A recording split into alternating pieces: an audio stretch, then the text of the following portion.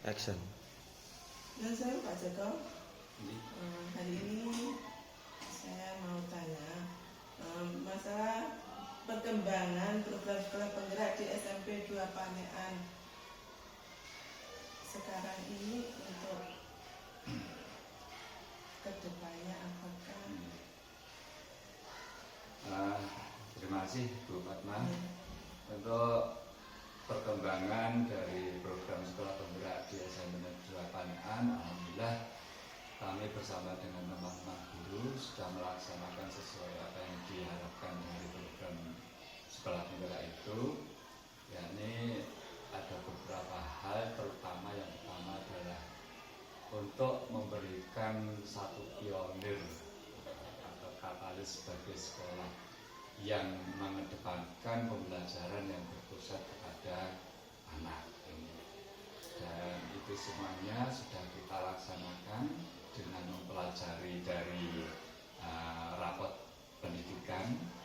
Di sana sudah kita analisa bersama, ada kekurangan-kekurangan, terutama di sana adalah kompetensi numerasi.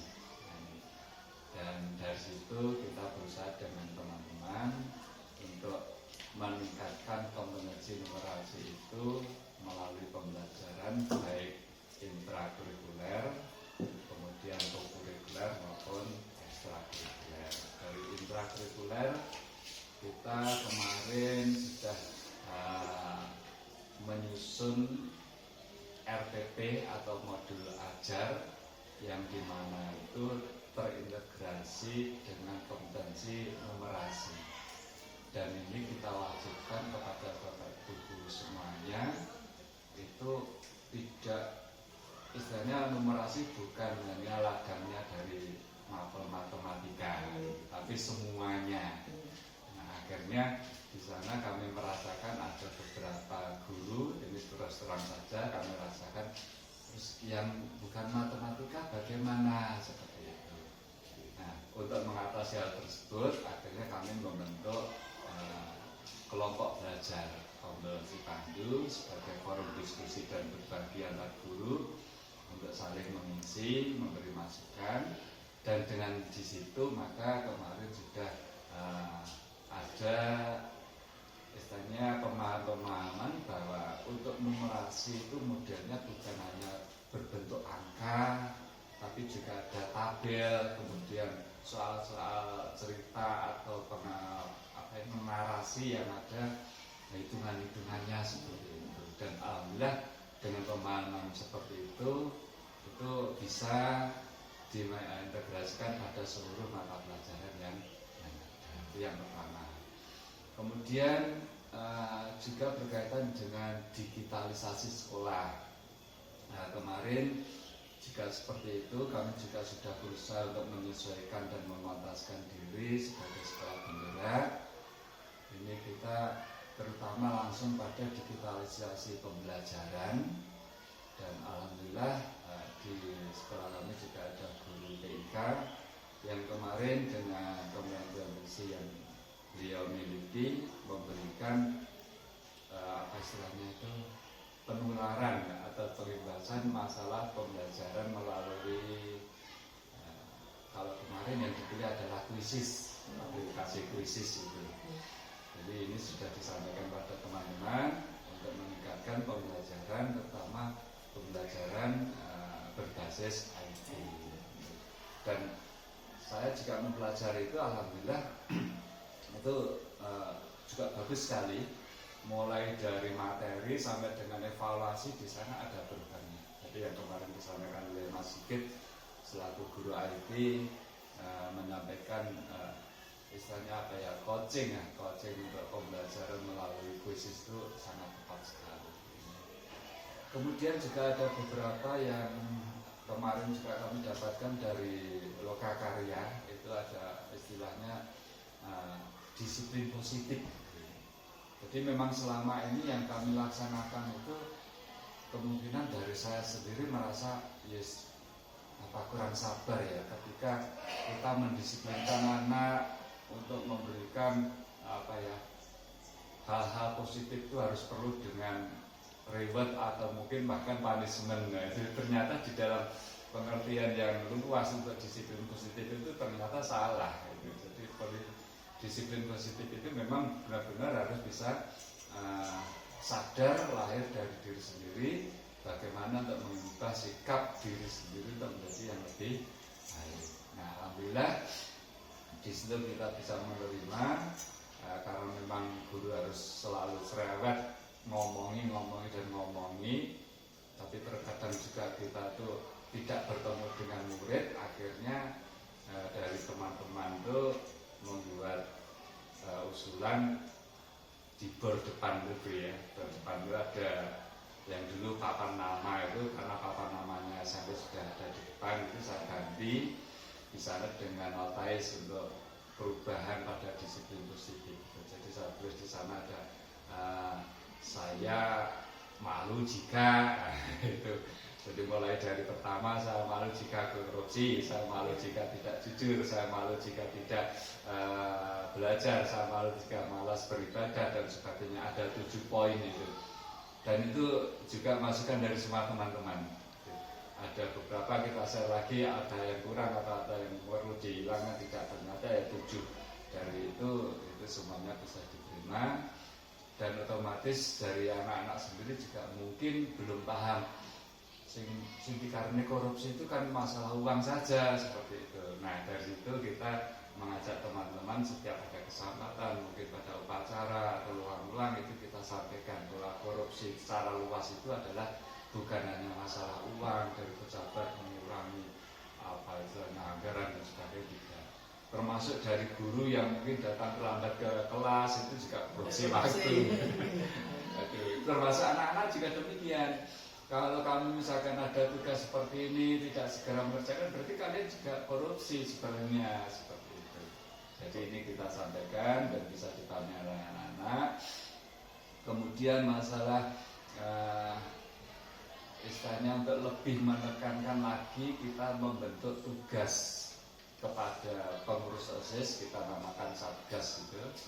Jadi setiap hadir ke sekolah itu Satgas dari pengurus OSIS itu menunggu di pintu gerbang, melihat, mengamati anak-anak mulai dari kedisiplinan apa yang harus mereka bawa, misalkan botol minuman sendiri, kemudian cara berpakaian dan juga kurang itu saling mengingatkan. Alhamdulillah dari mengingatkan sesama teman ini ternyata lebih bisa diterima oleh anak-anak daripada guru yang cerewet dan setiap hari seperti ini. Kalau keterlibatan orang tua? Keterlibatan orang tua, alhamdulillah ini selalu kita koordinasikan dengan orang tua lewat grup WA. Kami mempunyai program setiap wali kelas itu harus mempunyai grup WA orang tua. Selalu komunikasi masalah kehidupan, ketidakhadiran dan sebagainya. Setiap hari itu wali kelas harus menyampaikan kepada orang tua ini. Kemudian yang lain-lain secara umum itu kita lewatkan dari program pengajian dan parenting. Jadi awalnya itu setiap bulan itu kita melaksanakan pengajian akad pagi disertai atau bersama dengan parenting. Tapi kami merasa kok terlalu cepat begitu. Akhirnya kita atur dan kita sekarang menjadi 3 bulan sekali itu ada pengajian akad pagi dan parenting. Dan alhamdulillah nanti besok minggu ini jadwalnya. Kita mendatangkan kalau nggak salah kemarin itu Dr. DRS Haji Sudino dari Ngawi. Itu alhamdulillah juga sudah bagus kan untuk parenting dan pengajiannya lengkap. Apakah ada hambatan yang paling tidak bisa diatasi? Kalau hambatan saya yakin semuanya itu ada ya, tapi dengan komunikasi yang baik di antara kita sama guru, kemudian dari sekolah dengan orang tua itu insya Allah bisa. Hanya beberapa yang sangat-sangat sulit, saya katakan belum ini tidak bisa diatasi dulu, tapi sangat-sangat sulit ini, yaitu masalah jujur saja. Ini adalah ketertiban anak untuk datang ke sekolah. Ada beberapa yang memang kalau saya mengatakan itu dalam tanda kutip rawan putus sekolah. Jadi ada beberapa siswa yang seperti itu keadaannya, dalam artian bukan karena mereka itu beling atau bagaimana, tidak, karena ini sudah kita buktikan lewat home visit dan sebagainya. Ternyata anak-anak itu bekerja, jadi ikut orang tuanya itu ya mencari nafkah. Dan ini sudah kami usahakan mengirim surat ke kepala desa atau ke lurah, kemudian juga kita sudah home visit. Kemarin juga ada beberapa dari wali kelas itu juga sengaja memanggil orang tuanya ke sekolah, kita ajak ngomong bersama seperti itu. Tapi ya itulah, kalau saya mengatakan faktor sosial ekonomi mungkin ya, itu yang mungkin harus kita sepakati bersama antara sekolah, pemerintah, kemudian atau mungkin pemerintahan desa seperti itu. Bagaimana anak ini ya walaupun bisa katakanlah untuk membantu ekonomi orang tua, tapi tetap harus sekolah. Ini yang ada beberapa yang sampai sekarang itu masih agak sulit karena memang belum bisa ada jalan keluarnya yang maaf ini kalau saya bicara seperti itu ya aneh. Rasa. Berarti di sini bisa saya simpulkan untuk pelaksanaan PSBB SMP 2 Panahan ini sudah bisa atau sudah ada perubahan, baik dalam intra, ekstra, kedisiplinan siswa, dan hambatan itu memang hambatan masalah ekonomi yang mana kita pun tidak bisa mengatasi sendiri tanpa ada dukungan dari orang tua.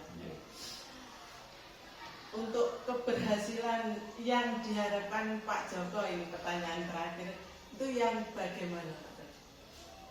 Kalau kami untuk masalah sekolah penggerak, kami memang mengacu pada aturan yang ada. Jadi di sana ada sekolah penggerak itu memang satu program pemerintah untuk menjadikan sekolah sebagai katalis atau pionir di dalam pembelajaran secara umum yang berpusat pada siswa. Itu menjadi itu menjadi satu prioritas atau mungkin impian atau tujuan kami untuk seperti itu, sehingga semua kegiatan-kegiatan yang ada di sekolah ini, baik mulai pembelajaran intrakurikuler, kokurikuler maupun ekstrakurikuler, kami untuk berusaha dengan sepenuh hati untuk mewujudkan apa yang menjadi harapan dari sekolah penggerak itu, dan semoga ini nanti juga bisa menjadi istilahnya menularkan kepada sekolah-sekolah yang lain seperti itu. Terima kasih Pak Joko. Semoga di SMP 2 Palean sebagai pionir sekolah penggerak bisa menularkan ilmu-ilmunya baik di tingkat SD maupun SMP selanjutnya. Sukses selalu untuk SMP 2 Palean. Terima kasih.